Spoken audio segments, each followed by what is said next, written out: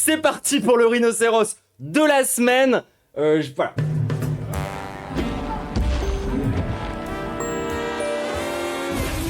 Troublante en polaire noir, c'est troublant. Oui, c'est vrai qu'aujourd'hui je suis habillé exclusivement en noir, ce qui est très très rare. C'est d'ailleurs mes vêtements les plus noirs, littéralement. Parce que le deuil, tout ça. Bonjour, bienvenue dans Rhinocéros. Alors vous avez vu, Jordan Bardella, il a sorti un nouveau livre. Il était difficile d'échapper ces dernières semaines à la promo hallucinante J'avoue, j'avais pas vu. à laquelle a eu droit l'auteur prolifique du Rassemblement J'avoue, je m'en branle. national. On l'a pas invité à Blast pour discuter de tout ça avec Salomé Saké dans un entretien. Contrairement à Clément Viktorovitch. Voilà, j'ai rien à rajouter de plus qu'ils ont invité Clément. Parce qu'on s'est dit que vous l'aviez déjà assez vu, Jordan Bardella, mais on va quand même revenir sur ce moment médiatique. Bah oui, c'est notre boulot. Oui. Après le succès de Ce que je cherche, récit auto-centré, censé être le premier livre de la maturité pour celui qui nous est présenté comme l'héritier désigné de Pétain, du coup. l'héritière Le Pen, Bardella Presque. nous propose Pardon, l'héritier de l'héritière de l'héritier de Pétain. Ouh, désolé. dans Ce que veulent les Français de s'intéresser un peu à vous, les Français. Vous voulez quoi, vous, hein? Parce que ça se trouve, vous savez. L'abolition de l'État, la fin du capitalisme, du patriarcat et de l'exploitation raciste, ainsi que, en règle générale, le socialisme. Même pas. Bah non, et du coup, il faut On veut tout. Ouais, c'est ça, on veut tout prendre. acheter le nouveau bouquin de Bardella, Oui. parce que lui, il est allé rencontrer les Français, il sait ce qu'on veut. Voilà, donc retour sur 2 semaines de promo intense, accrochez-vous. Évidemment, la presse de droite et d'extrême droite était au taquet. Bardella a eu droit à son entretien dans Valeurs Actuelles. 2 jours avant, il a écrit une tribune dans Le Figaro. Et il a bien sûr eu sa grande interview dans le journal du dimanche. Et ça tombe bien puisque le Ah, j'imagine qu'il a été chialé partout à la censure, du coup. Vu qu'il est partout. JDD C'est une stratégie de base, ça. appartient à Bolloré, qui est aussi propriétaire de la maison d'édition Fayard, qui édite et publie ce nouveau livre. Donc tout ça, c'est bien pratique parce que quand Fayard publie Bardella, on sait qu'on aura tout l'écosystème de Bolloré qui va matraquer pendant des jours sur le fait que la sortie de J'ai cru que Viktorovitch avait invité Bardella. Non, non, quand même pas. ce livre est un Ça reste un camarade. Hein. véritable événement politique, voire littéraire. Et quand Jordan met ses petites lunettes d'intellectuel pour aller sur un plateau de CNews, il sait qu'il va être reçu quasiment comme un membre de la famille. Vous savez, on est une famille, nous, donc tout le monde veut. Alors, Maros, chez les suprémacistes blancs, je sais pas si t'es la famille. Enfin, sans vouloir. La famille, poser des non, questions. c'est pour ça que les Français vous aiment. Ah, Les grands-pères. oui, c'est notre grand-père. C'est moi où ça a bugué pile sur son truc et ça a fait un bruit d'alien. Et quand on fait partie de la grande famille de Bolloré, on est sommé de parler du livre, même quand on l'a pas lu. Écoutez, moi je ne l'ai point lu encore, donc je vais m'y mettre Bah donc, ta gueule. ce week-end. Encore une fois, la démarche est une démarche méritante. Bon, on va Bah non, du coup. pas faire trop long sur les médias Bolloré. Mais il a dit je ne l'ai point lu. Ah, je ne l'ai point lu, par contre je suis allé à la messe de Pétain, c'était super. Parce que je crois que c'est bon, on a tous compris. Oui, et on en a tous marre. Et d'ailleurs, le raid, je vois que vous êtes restés vachement nombreux. Vous avez pensé à me follow? Hein. Et vous allez voir dans le prochain extrait, même le technicien, il en a eu marre, il est parti fumer une clope pendant que les autres continuent à parler. On a bien compris depuis longtemps d'ailleurs que la nazification, la hitlérification, la pétinisation du Rassemblement national ne fonctionne pas, voire au contraire est totalement contre-productif. Alors non, il n'y a pas une péténisation du Rassemblement national. C'est dans le sens inverse. Ils sont déjà vichistes à la base. Et nous, on le dit que en fait, ils le sont. Genre, c'est pas nous qui avons péténisé le Rassemblement national. C'est juste le Rassemblement national qui est rempli de nostalgiques de Pétain, quoi.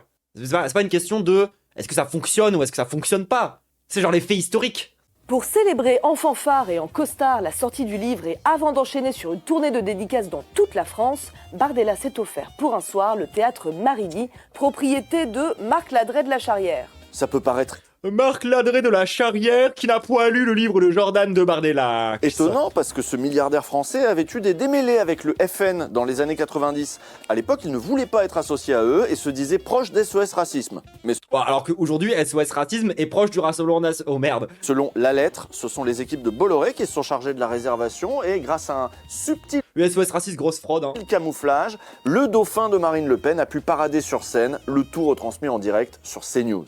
Un journaliste Ah ouais, c'est à l'époque où il essayait d'avoir sa barbe de 3 jours de beau gosse. Alors qu'au final, on se rappelle surtout qu'il s'est chié dessus dans l'amphi. bien intentionné avait écrit à propos de ce livre qu'il était si mal écrit qu'on ne pouvait douter que je l'ai écrit moi-même. S'il est présent dans la salle ce soir, je veux le rassurer, j'ai tenté cette année de progresser. Le poulain de la droite, hein, tout le monde. Genre... Oh non, mais... Vous auriez pas pu en trouver un qui s'est parlé publiquement, genre vraiment de tous les cucks d'extrême droite, ils en ont pas trouvé un qui est capable de mieux s'exprimer en public que ce gars-là. C'est trop grave. C'est un peu louche d'insister comme ça sur le fait que t'as au moins convaincu un journaliste que c'est toi qui l'as écrit quand même. Oui, ça devient suspect tout ça.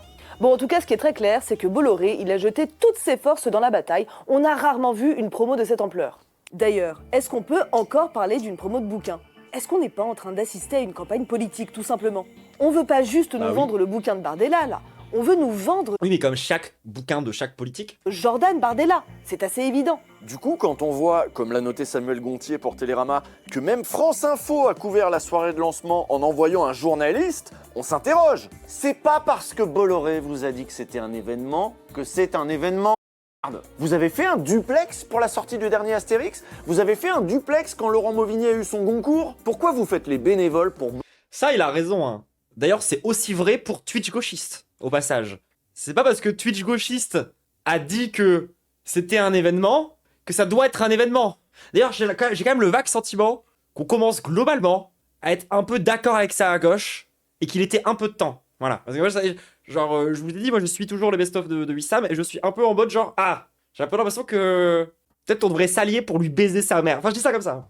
Bolloré et Bardella, bande d'inconséquents. Vous avez hâte qu'ils vous privatisent la gueule ?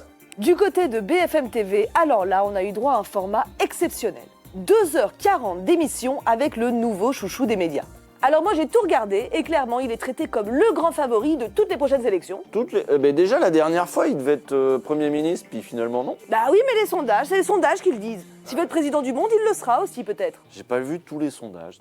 Les sondages l'envoient tantôt à Matignon, tantôt direct. Les sondages qui étaient faussés là. Vous vous rappelez cette histoire ? C'était il y a pas longtemps. Genre ils avaient publié des résultats de sondage et genre les barres étaient pas à la bonne taille.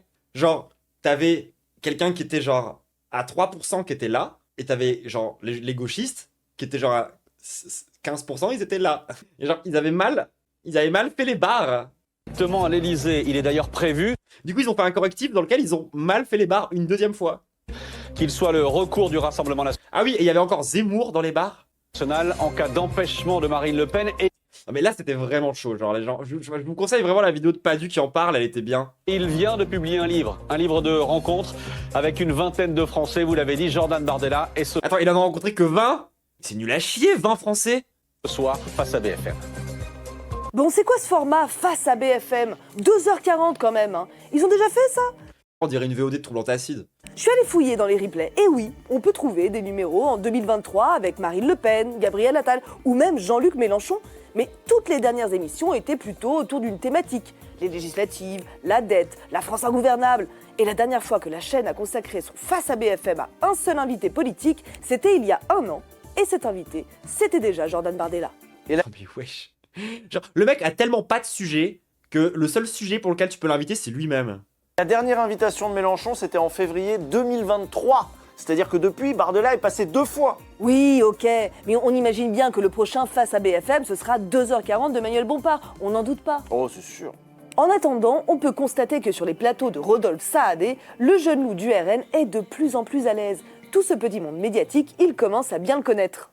Si on regarde votre parcours à vous... Aïe, mais vous êtes prévisible, monsieur Fauvel, j'aurais pu écrire les questions avant. Bah vous le ferez Il est insupportable. la prochaine fois. Lui, il est vraiment en mode aïe, mais vraiment, genre, vous me déroulez le tapis rouge. On inversera si vous voulez. Si on regarde votre parcours... Ah bah oui, il s'amusait bien lui, il avait réponse à toutes les questions. Et il est trop fort. Il a bossé Suceur de vieux, un peu. Hein. tous les dossiers compliqués, et puis... Mais non, pas du tout, c'est parce que les questions étaient nulles à chier. Qui est sa compagne Est-ce qu'il veut des enfants Où est-ce qu'il habite Oui, c'est vrai qu'on s'en branle. Hein. Vraiment. Question d'après. Etc. Non, Donc, c'était pas ma question d'après. mais vous connaissant, j'imagine que c'était la question d'après. Pas du tout. C'est pas du tout ma question d'après. Et vous pouvez vérifier. C'était une plaisanterie, pardon. Je ne veux pas mettre Marc en difficulté. C'est pas du tout ma question suivante, Jordan Bardella. Ma question suivante, c'est est-ce que vous pourriez être en couple avec quelqu'un qui n'est pas de vos opinions politiques, avec Mais je vais le frapper. C'est quoi ces questions de quelqu'un de gauche? Oui. Mais on s'en branle. Yes, super question Karine Le Marchand, merci. La France veut savoir avec qui il baise, c'est important. Surtout... Non. S'il y a bien un parti qui bénéficie de la pipolisation de la vie politique, c'est bien le RN. Tout le temps qu'on a passé à parler des relations entre le père et la fille, entre la fille et le dauphin, entre le dauphin et sa meuf qu'on sait pas qui c'est du temps qu'on n'a pas passé Oui, on sait pas qui c'est, TKT. Hein. à parler de politique, des magouilles financières ou de leurs cadres qui enchaînent les polémiques, comme on vous le racontait dans cet excellent épisode de Rhinocéros. Mais voilà, ce qui fascine les journalistes, c'est les politiques face à leur grand destin. Et si c'était lui? Est-ce qu'il a les épaules? Non, parce que moi je veux bien y croire, mais il faut que ce soit crédible, quoi. Parce que moi, il y a un truc qui me gêne quand même avec Jordan Bardella depuis le début, et je me pose la question, c'est est-ce qu'il est pas un peu jeune? À 30 ans, vous vous sentez capable d'être président de C'est qu'on a que 2 ans d'écart, lui et moi, wesh. la République? Et oui, il a aussi eu droit à 20 minutes aux 20h de France 2. Parce que si la sortie de ce livre, c'est un événement pour le groupe Bolloré, pour BFM ou pour France Info, vous pensez vraiment que Léa Salamé allait passer à côté? Oh, c'est bien mal la connaître. 1 an après son premier livre qui s'était vendu à plus de 200 000 exemplaires, C'est une télé-réalité. Non, mais c'est tellement ça, genre. Jordan Bardella revient en librairie aujourd'hui, cette semaine, avec Ce que veulent les Français. Et franchement, en plus, moi, vraiment, j'ai rien contre la télé-réalité, tu vois. Vraiment, genre, je trouve ça trop bien. Mais peut-être pas pour les présidentielles, genre. Chez Fayard, un livre où le président du RN va à la rencontre des Français Non, de 20 Français. et en tire 20 portraits d'une France qu'il dit travailleuse et silencieuse. Mais Il kiffe trop ça, lui, les travailleurs silencieux qui revendiquent aucun droit, non? donne le prix aussi pendant que tu y es, toi. Oui, mais si tout le monde en parle, c'est que c'est ce dont il faut parler. D'ailleurs, pour son bouquin d'avant, sur France 2, Bardella n'avait pas eu le droit aux 20h. Par contre, il avait été invité à quelle époque? L'émission du samedi soir où déjà il avait pu parler de son livre à Léa Salamé. Donc manifestement, c'est 200 000, c'est pourri pour un bouquin aussi médiatisé. C'est en vrai, c'est pas mal. elle qui adore recevoir Bardella. Oui, mais attention, hein, elle a des critiques. Il va être bien bousculé, notre Jordan. Javier Milei qui a pris la tronçonneuse pour couper drastiquement dans les dépenses et dans les services publics aussi de son pays. C'est un exemple assumé pour votre allié, Éric Ciotti, qui dit clairement « Moi aussi, je veux prendre la tronçonneuse pour couper dans la dépense publique française ». Il a l'air si peu serein. Attendez, non mais c'est une folie, regardez ses yeux. Attendez. Javier Milei qui a pris la tronçonneuse pour couper drastiquement dans les dépenses Il a pas l'air bien. dans les services publics aussi de son pays. C'est un exemple assumé pour votre allié, Éric Ciotti, qui dit clairement « Moi aussi, je veux prendre la tronçonneuse pour Regardez son body logo. Il a l'air pas bien. couper dans la Il va se chier dessus. dépense publique française ». Éric Ciotti est votre allié. Ah là, il a l'air d'avoir le cigare au bord des lèvres, si vous m'excusez l'expression. Est-ce que vous, peut-être demain, si vous arrivez au pouvoir, vous allez gouverner avec lui, est-ce que vous prendrez la tronçonneuse? Alors, on sait pas si ça C'est quoi cette question? l'angoisse ou si ça la fascine qu'on Ah non, ça l'a fait bander. tronçonne comme ça dans les services publics, Elle a l'air trop heureuse, la meuf de Glucksmann. Léa, mais manifestement, il faut Je continuerai à rappeler à chaque fois que je parle de Léa Salamé que c'est la meuf de Glucksmann. Je m'en bats les couilles si ça sonne un peu sexiste. Politiquement parlant, c'est trop important, tout le monde. se positionner par rapport à Javier Milei. C'est lui qui donne le ton. Oui, il y a une obsession de la tronçonneuse dans nos médias français et particulièrement dans les médias des milliardaires. Et alors chez eux, on sent bien qu'il y a comme une impatience. Bardella président, ce serait très bien, mais est-ce que ce serait pas encore mieux si Bardella s'inspirait un peu plus du président libertarien argentin et de son programme de coupe dans tous les budgets de l'État? Milei, il dit, il n'est pas de votre côté, c'est un anarcho-capitaliste, mais il dit, un chef d'État, il a une vision et il doit gérer son pays. Mais si avant, il n'a pas gagné la bataille culturelle, qui va lui permettre, une fois élu, de mettre en œuvre le secouage de cocotier nécessaire, lui, c'est la C'est pas les droitards qui ont inventé la bataille culturelle, hein. tronçonneuse, Trump c'est autre chose, Mélanie aussi, il n'y arrivera pas. Or vous, la guerre culturelle que vous êtes censé mener, vous la menez avec ce que je dis, la stratégie roue-doudou. Mais c'est quoi la stratégie? Ta gueule. Non mais attends, franchement, non mais les journalistes qui inventent des concepts là, genre la stratégie rondoudou, elle a dit. Vous n'avez pas de tronçonneuse. Vous n'êtes pas assez virulent dans votre façon de vouloir faire péter ce plafond de verre incroyable qui... Non mais, et sinon, mais genre, mais quoi? Qui est incommensurable en France par rapport justement à ce chantage moral de la gauche. Attends, elle connaît la définition de plafond de verre? En permanence. Il n'est pas assez fasciste pour Barbara Lefebvre. Non, puis il n'est pas assez fasciste pour les médias patronaux. Allez, fais-nous Milei là, imite-le un Fais la peu. tronçonneuse. Ouais. Mais existe. Oui. Afuera en l'occurrence. Littéralement une créature médiatique. Et après, Dehors, toutes ces voilà. agences. Oui, les journalistes sont en train d'attaquer Jordan Bardella du Rassemblement National sur la droite. Eh ben, Régionale. Ça me rappelle la fois où on avait vu des journalistes qui parlaient avec un policier et que le flic il a dit feu d'artifice et que c'est la journaliste qui a corrigé le policier pour dire non, faut dire mortier, faut dire mortier. Et t'as le flic qui a dit oui, mortier d'artifice. Les journalistes, et ça vous dit pas de de sortir la grosse que vous avez dans la gorge de temps en temps quand même. Ça commence à se voir. Genre, parce que vous n'arrivez pas à articuler en fait, d'être là à cause de l'énorme beuteux de milliardaires dans votre gorge. Ça commence à être chaud, genre.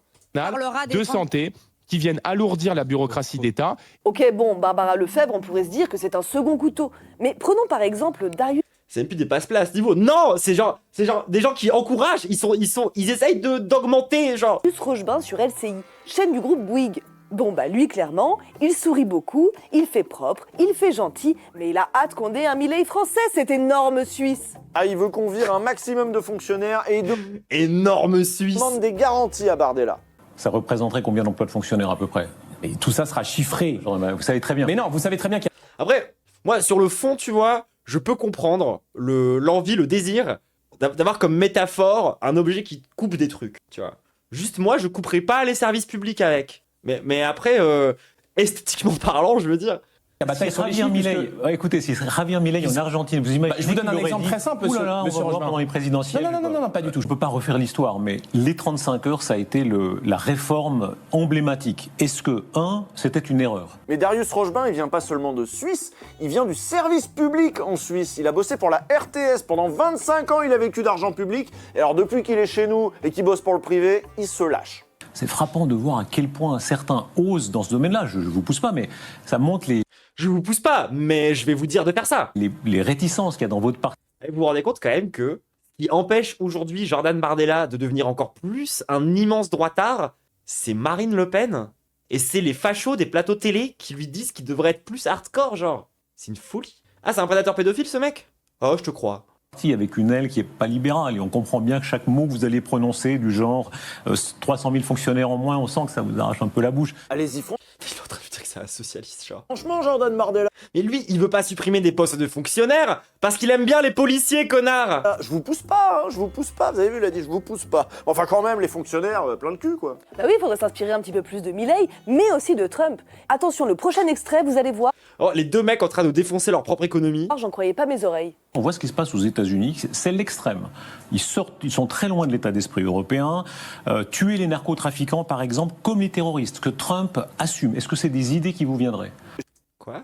Le mec, il vient de demander à Jordan Bardella, du coup, vous, le meurtre de masse de narcotrafiquants qui sont très majoritairement des Noirs et des Arabes, ça vous parle? Genre, le mec, il a demandé ça. Non, il a même pas demandé de rétablir la peine de mort, les gens. C'est plus précis que ça. Il a dit peine de mort pour les narcotrafiquants. Ça veut littéralement dire mort aux Arabes. Les gens, j'ai pas besoin de vous traduire au bout d'un moment le langage politique à la télévision. Quand on parle de narcotrafiquants, c'est pour parler des Arabes. Genre, c'est pas nouveau, je suis pas censé vous l'apprendre ça. Là, le mec, le Suisse là, c'est le mec qui a vécu pendant genre 25 ans de l'or des nazis, qui a gardé la Suisse, qui vient nous dire, sinon, on pourrait pas remettre en place, ce serait genre des camps où les gens viennent mourir. Mais surtout les Arabes. Dinguerie, genre. Je vous pousse pas, je vous pousse. Genre, Mao intensifies. Genre, est-ce qu'au bout d'un moment, le gros Suisse, là, on n'irait pas le faire travailler dans un pâturage? Pas, mais on tue personne. On continue à la jouer couille molle. Bon, Rochebain, je pense que c'est bon, on a fait le tour. Oui. En tout cas, vous avez compris, avec toutes ces questions, Bardella... Dinguerie du truc. Là, il passerait presque pour un modéré. Le système médiatique... J'avoue, je m'en remets pas, les gens. Genre, le gars de la radio qui vient expliquer à Jordan Bardella qu'il faut tuer les Noirs. Genre, vraiment, enfin... médiatique est tellement parti à droite qu'on a des journalistes qui engueulent l'extrême droite en lui demandant d'en faire plus contre l'État et pour les patrons. Pourtant, dans le livre de Bardella, les patrons sont déjà très bien traités. Nous, on n'a pas lu le livre, mais il y en a qui s'y sont collés. Genre, son bouquin commence par « À la France qui travaille »,« À la France des valeurs familiales »,« À la France de la patrie ». Non mais rien à voir avec Vichy. Arrête tout de suite les parallèles. À notre place, comme par exemple Nicolas Massol qui a écrit dans Libé que le livre aurait pu s'intituler « Ce que veulent les patrons ». À l'UMA, il y a Anthony Cortez qui n'a pas non plus été très convaincu par ce nouveau livre qui, comme le premier, sonne faux. Enfin, les ficelles qu'utilise Bardella, on les retrouve dans... Ribot! Pourquoi? Y'a Ribot! Y'a Ribot dans Rhinocéros! Salut Ribot! Son livre, par exemple, quand il parle du... Regarde la caméra.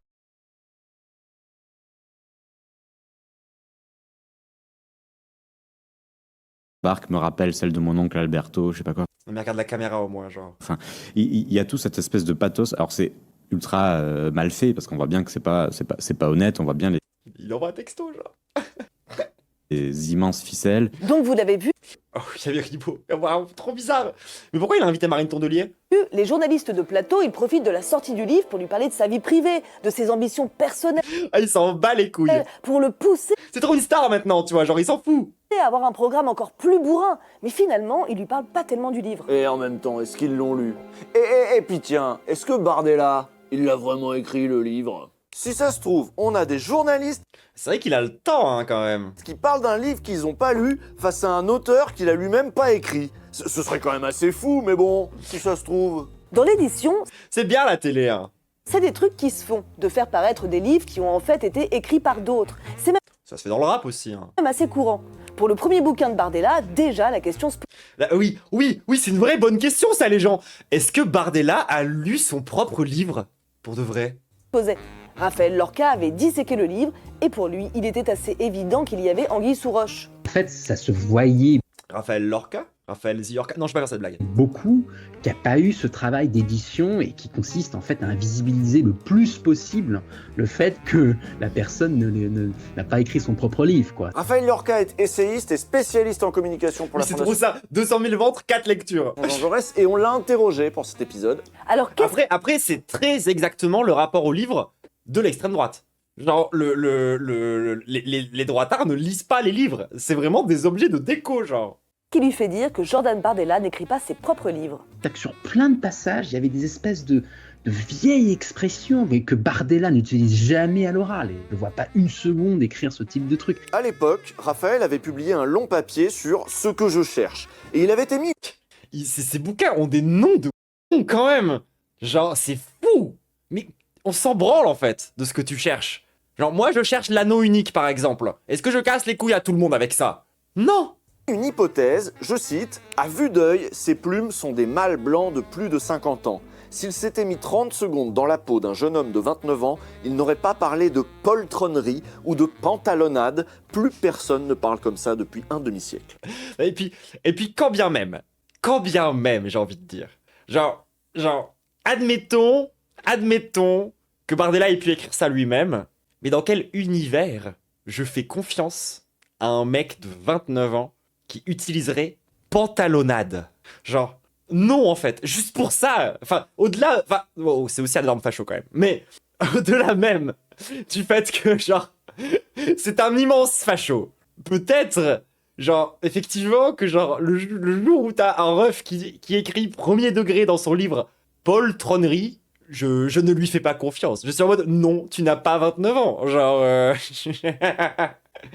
Donc si on le suit, ce livre et le suivant ont été construits sur mesure pour Bardella par Fayard afin de lui permettre de faire la tournée des plateaux et de se poser comme un mec qui pense. Tout ça n'est pas nouveau, il y a toujours eu des Après, on peut penser mal aussi. bouquins, en général de patrons, de stars, de sportifs ou même de politiques, qui étaient écrits par d'autres. C'est une vaste hypocrisie médiatique. Pantalonnade, c'était en référence à l'amphi. Non, bien vu. C'est bon. Non, c'est bon, la théorie est valide. Et éditoriale. Mais enfin bon, passons, ça a toujours existé. Ce qui est nouveau, là, c'est la puissance de la campagne de promotion. Une puissance. On n'avait jamais vu une campagne de promo aussi bien relayée dans les médias. Marine Le Pen aussi, par exemple, elle sortait des livres de temps en temps, mais ils étaient accueillis avec moins de ferveur. Alors avec Ah oui, mais c'est une femme. ce livre à contre-flot, est-ce que vous ne jouez pas en quelque sorte contre votre camp? Parce que vous dites que ce livre est là pour dédiaboliser, entre guillemets, le Front National, alors que votre père, Jean-Marie Le Pen, disait que la dédiabolisation, ça ne sert à rien, qu'un Front National gentil, ça n'intéresse Puissance du port du Havre, exactement. personne.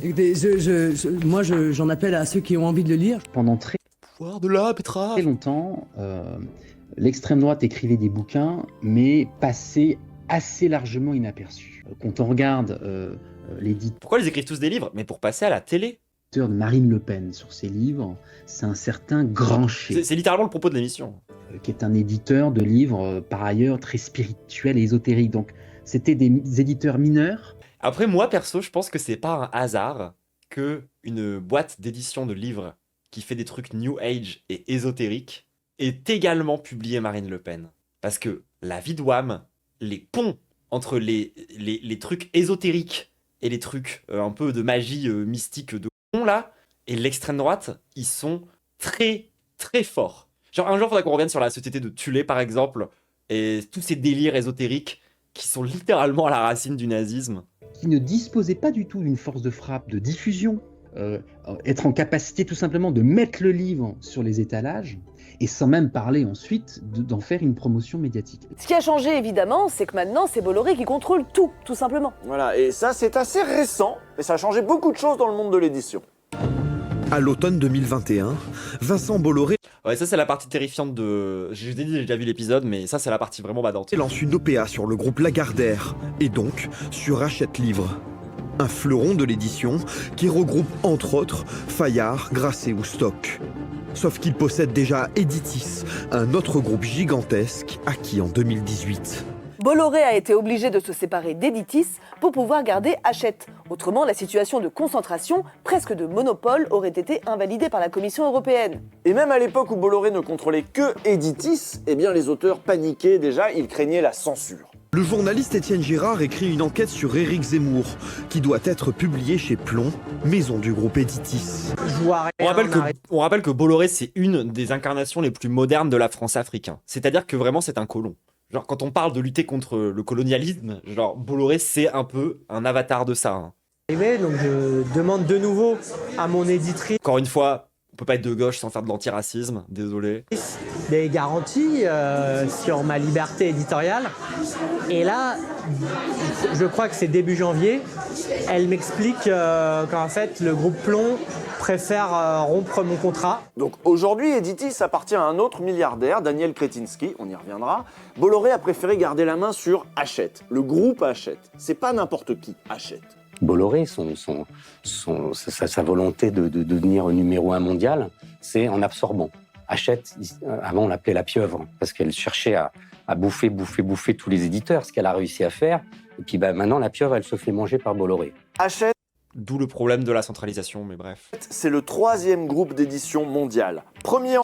Hachette, ma mère. En France, 2e au Royaume-Uni, 3e aux États-Unis et en Espagne. Ils font de tout, de la littérature blanche au manuel scolaire jusqu'à la BD. Le dernier Astérix, c'est Hachette. À l'intérieur d'Hachette, il y a plein de maisons d'édition dont vous connaissez le nom, comme Grasset, Calman Levy, Marabout, Léo Grasset non. Ou Larousse. Et il y a donc Fayard. Et c'est Fayard qui a publié le dernier bouquin de Bardella, mais aussi le dernier Zemmour et aussi le dernier de Villiers. Ah bah il est en forme, Fayard. En juin 2024, c'est Lise Boel qui est nommée PDG des éditions Fayard. Ça avait fait du bruit à l'époque puisqu'elle Vous pouvez directement l'appeler Raslar, hein, ça sera plus simple. était présentée comme l'éditrice historique d'Éric Zemmour, celle qui avait fait de lui un auteur à succès. Bon, mais c'est quoi Fayard? Qu'est-ce que ça représente? Et dans son histoire récente, Fayard a publié des présidents de la République, et puis plein d'intellectuels, j'ai la liste, Edgar Morin, Guy Debord, Noam Chomsky, Jean-Pierre Changeux, Yves Coppens, des gens assez sérieux en fait. Le fait de transformer cette maison et de la mettre au service d'un projet idéologique aussi identifié, en fait, le lecteur, en bout de chaîne, peut être totalement floué. Parce que Fayard, c'est pas Grancher ou Zemmour Édition. Je veux dire, c'est un nom qui appartient hyper noble, hein. À l'intelligentsia française. Donc vous voyez maintenant, le fait d'être publié dans cette maison-là apporte du vernis, une crédibilité à ces auteurs d'extrême droite. Oui, d'ailleurs, Fayard continue à publier des auteurs qui n'ont rien à voir avec l'extrême droite. Mais maintenant, il y a Bardella et Zemmour en plus. C'est une sacrée étape dans la normalisation de ces auteurs. C'est tellement malin d'avoir fait ça en vrai, genre c'est un peu un enfer. Mais ça c'est le pouvoir de la propriété privée. Hein. Si Bolloré avait complètement transformé ses maisons d'édition en ne laissant plus parler que l'extrême droite, comme il l'a fait pour ses médias, ça aurait pu se casser la gueule, tout simplement. Dans l'édition, Bolloré comme pour ses médias. Bolloré fait comme ce qu'il a fait pour le cinéma. Il continue à produire un peu tout le monde, mais ajoute sa petite touche. Par exemple, Canal+ a produit l'histoire de Souleymane, mais maintenant Canal+ produit aussi des films comme Sacré-Cœur, le docu-fiction catholique qui ça j'en ai pas parlé, mais dinguerie un peu Sacré-Cœur quand même. a fait polémique ces dernières semaines. Donc avec Hachette, Bolloré fait la même chose. C'est genre vraiment un film de propagande, genre quasi royaliste, je sais pas comment dire, enfin c'est vraiment vénère tout le monde. C'est en catho tradit le film. Il aide l'extrême droite à sortir des marges, à intégrer le système, à accéder aux canaux mainstream. L'exemple. Et moi ce que je trouve ouf, tu vois, c'est que à une époque, c'était plus genre Hitler qui a dû convaincre les grands industriels de collaborer avec lui pour dominer l'Europe, tu vois. Aujourd'hui, c'est limite les grands industriels qui d'eux-mêmes viennent voir les fachos en mode petit coup de main, Bon, en vrai, ce que je dis est pas tout à fait vrai. Il y avait déjà des grands industriels qui étaient du côté de Adolf Hitler avant même que le mec devienne fascinant pour tout le monde. Beaucoup de grands capitalistes, en fait, étaient des grands fans d'Adolf Hitler, mais bref. Genre Henry Ford ou Walt Disney, c'était des turbo-bandeurs d'Hitler. L'exemple ultime pour moi, c'est l'exemple d'Alain de Benoît. Alain de Benoît qui fait partie de cette vieille tradition gramsciiste de droite. C'est lui qui l'a inventé, cette idée d'un combat métapolitique à l'extrême droite. Alain de Benoît, ça fait 30 ans qu'il est comme d'hab, ils nous volent tout ce qu'on a fait cool. Totalement marginalisé dans le champ médiatique et littéraire. Eh bien, Fayard, en l'intégrant dans sa collection et dans sa maison, au mois de mai dernier, où Alain de Benoît fait un livre sur... Ton ex-congrégation de tradis, et donc remplie de nazis, a été vachement impliqué dans le film, putain, ça m'étonne pas du tout. Hein. Sur Jean-Jacques Rousseau. Eh bien, ce faisant, comme par hasard, il obtient un portrait dans le Figaro, une double page dans l'IR Magazine, une interview dans le JDD, et ensuite la machine se met en branle. Et maintenant, c'est une grosse machine avec Hachette. Bolloré contrôle en fait toute la chaîne du livre, hein, de la conception à la mise en rayon. Oui, et puis vous savez, il contrôle aussi les points de vente. De Benoît, c'est un grand produit même pour les femmes. Ouais. Les relais, là, qu'on trouve dans toutes les gares. Et là-bas, soyez assurés que le dernier Bardella va être bien mis en valeur. Et t'ajoutes à ça la campagne de pub gratos sur tous les médias de Bolloré. Comment tu veux que le bouquin soit pas un succès? Enfin, les dés sont pipés un peu, là, non? Un peu quand même, genre... C'est pas pour dire, mais j'ai pas le sentiment de partir avec les mêmes chances que ce gars, tu vois, dans la vie. Super facile. Parce que là, tout est fait pour que ce soit un carton. Un carton qui va faire gagner des sommes considérables à Jordan Bardella. Et d'ailleurs, ça, c'est intéressant comme question. Je lisais dans Le Point que votre premier livre, vous avez rapporté 700 000 € de droits d'auteur. Est-ce 700 000 balles. Qu'on peut encore être connecté 700 000 balles. Au français smicard quand on gagne 700 000 € de droits d'auteur? Bon, c'est pas une mauvaise question, mais j'en ai une mieux. Concrètement, tout cet argent-là qui va passer d'une entreprise de Bolloré sur le compte personnel de Jordan Bardella, est-ce que c'est pas un moyen de lui offrir une fortune à ce petit? Tout est légal, hein, tout est réglo. Mais c'est un peu intriguant quand même. Genre, c'est ouf. Je trouve ça ouf. Genre, le ref, il a fait écrire son livre par quelqu'un, il a été sur des plateaux de gens qui ne l'ont pas lu, et il s'est barré avec 700 000 balles. Alors qu'il n'a rien fait. La méritocratie, tout le monde! Oui, Bolloré n'a pas le droit de donner direct. C'est littéralement un Nepo Baby, tu vois. Directement 700 000 balles au RN. Par contre, là, comme ça, avec ce montage, il peut les donner à Bardella. Et après la tournée médiatique sur les chaînes de Bolloré, c'est vraiment un industry plant en fait, faudrait l'appeler comme ça. Soirée au théâtre Marigny, payée elle aussi par Bolloré. Il va y avoir toute une tournée donc, une tournée dans toute la France qui va permettre à Bardella de rencontrer ses lecteurs et sans doute ses... Bardella égale Médo? Bah non, parce que nous quand on a une Nepo Baby, tu vois, elle fait pas les mêmes stats hein. Des lecteurs, qui va payer toute cette tournée? Les hôtels, les transports, les restos? C'est pas le RN hein. C'est Fayard, c'est encore Bolloré. Est-ce que ce serait pas une campagne politique déguisée, tout ça? Et voilà, je pense que... Oui, évidemment que oui. C'est ça la vraie question. Et pas besoin d'un épisode de Rhinocéros pour le savoir, genre évidemment que c'est une campagne politique. Mais par contre, les datas sont super intéressantes. Bardella, on sait tous que c'est un fake. On a des doutes sur le fait qu'il écrive lui-même ses livres. Enfin, on voit bien son média training et tout, ça sonne artificiel, ça fait toc. Le vrai sujet, c'est il y a qui derrière? Bah derrière, il y a Bolloré, quoi. Je suis désolé, on y revient. Vous vous rendez compte de... Ben oui, désolé, il faut focus Bolloré au bout d'un moment, les gens. Moi, je le dis, il faut focus Bolloré. La puissance de... C'est pas normal que ce mec se fasse encore de l'oseille sur l'Afrique, genre. Feu que peut déployer. C'est pas normal qu'il s'en serve pour faire monter l'extrême droite. Moi, je passe ma vie à le dire, ça, justement. Genre, lutter contre la colonisation, la post-colonisation, genre, peu importe comment vous l'appelez, c'est ultra important. Pas juste parce que la colonisation, c'est mal. C'est pas ça le problème. Le problème, c'est que littéralement, là, actuellement, aujourd'hui, de façon très directe, l'oseille de la colonisation, l'oseille de Bolloré, qui encore une fois fait ses thunes en Afrique, est utilisé aujourd'hui en France pour faire monter l'extrême droite, en fait. Genre, c'est la même chose. C'est pour ça aussi qu'il faut lutter contre la de France-Afrique, genre contre le de post-colonialisme. C'est parce que, déjà, la colonisation française, ça a toujours, surtout, servi les intérêts du privé, dans un premier temps, ça c'est un truc important à comprendre, et surtout, les intérêts du privé, ils vont systématiquement aller du côté du fascisme, au moment où il faudra choisir entre le fascisme et la gauche.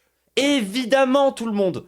Évidemment. Donc, il va falloir être solide sur l'antiracisme, arrêter d'avoir des vieux programmes de gauche où on se dit que non, mais quand même, il faut... Genre, non, il faut être solide sur ces sujets-là. Faut que Bolloré, il ait plus une thune, en fait. Faut tout lui reprendre, / redonner. Enfin, faut faire quelque chose, en tout cas, c'est pas normal. Employer Bolloré pour faire en sorte que nous, on finisse par voter pour son champion. Et alors là, le législateur, il a deux solutions possibles. Soit on démantèle dès maintenant l'Empire Bolloré, on récupère tout, on lui prend le cinéma, les médias...